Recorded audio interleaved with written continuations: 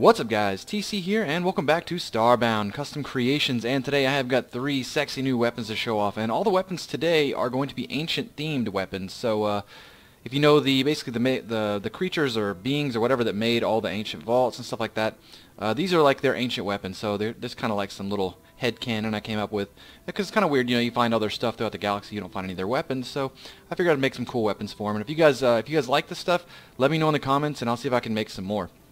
So first things first here, we have got the Primordial Fissure. This is a broadsword. It's actually a really big broadsword. I made it extra large compared to regular. Let's see if we can get one in.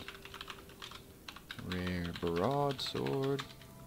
There we go. So we should be able to have a comparison here. Yes, this is a regular size broadsword right here. And as you can see, it is much tinier than this monster. So yeah, it's really sexy, really cool looking, much larger than a regular one. It's kind of got that cool glow to it. It does, in fact, it's got Fulbright on it, so what that means is when you go underground you can see it clearly, so it's kind of like it's glowing. So like that, you can see how it's kind of glowing or whatever, and it does have the cool little particles or whatever.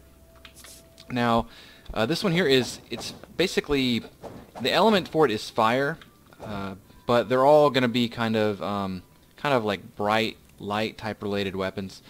Just because that's kind of how I imagine the theme. Now this one here it's got the regular slash, whatever, and its secondary is, I forgot, I don't know what I called it. Basically, it's like a fissure in the ground. So like, kind of laggy there for a second. But yeah, so it shoots this like blast of fire out, and it kind of runs along the ground like that. It's quite powerful, and so like let's use it against a monster real quick. Monster, adult, pop top. It's so hard to spell that word. There we go. So, as you can see, we shoot it. It's not super fast, but it's pretty damaging. It does set them on fire and stuff like that. Now let's go ahead and kill him real quick. There we go. So yeah, this is what is it called? Primordial Fissure. It's one of my favorite ones. It's one of my first like truly custom weapons where I like really pieced it together with different bits. So moving on from that, we have got the Radiant Strike. So this one's not too crazy. It's just another whip, and the problem is you're really kind of limited on what you can do with whips. They're not very compatible with a lot of stuff. And they've got really odd animations. So with this one here, it's another Fulbright one, and it looks kind of dull, like it's just a brown whip, right?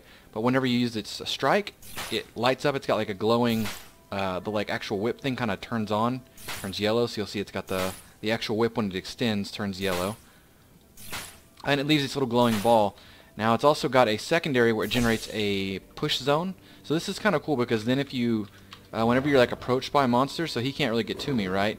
This push zone keeps him away, which is kind of cool because you can use it defensively, but it pairs really well with this, because then you can do stuff like that. This little orb here, it kind of stays there, so you can continue to, basically it's still there, it doesn't just go away when it hits him, so it's generating a whole lot of damage on this guy. This one also does damage with the chain, so if you miss him, it still does a little bit of damage, which I thought was kind of cool. And it's a much better weapon, I think, than I made the bubblegum whip as kind of like a test whip, which is in the last episode of these things. But yeah, so now it is two-handed, of course, because it has a primary and secondary. But yeah, it's pretty cool. It pretty much you can use these light orbs here to kind of light your way. And again, this one has virtually unlimited reach, so that's kind of cool. But a real quick demo underground, you'll see it has the Fulbright going on, and you can use it to kind of like light your path. And it doesn't cost any energy. Since it's counted as a melee attack, this doesn't use energy. Now this one uses energy, but the light one doesn't use energy. So if you wanted to use it as like a way to navigate caves, you totally could. Get out of my way, ball. Ugh. Okay, let's get back out of here. Actually, wait, our next one we probably need to stay down here.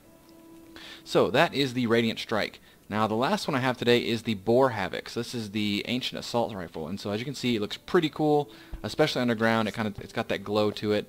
It's a very sexy looking build to it. It uses pieces from all kinds of weapons, not just assault rifles, so that's why it kind of looks unique. Now its primary is a bouncing, it's kind of like a laser blast. You see that it kind of bounces around. It does, I think it has 4 bounces it can do. Let's see.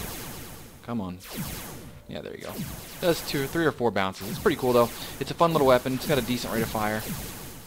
Now the extra cool thing here is that this puppy, because I feel like, you know, most of the ancient technology always has something to do with digging, so I wanted to make this thing into kind of like a hybrid, and so its name, Boar Havoc, kind of comes partially from this, kind of like a Havoc style attack, but it also can bore holes. So this attack doesn't do any damage, but it can be used to bore holes in material.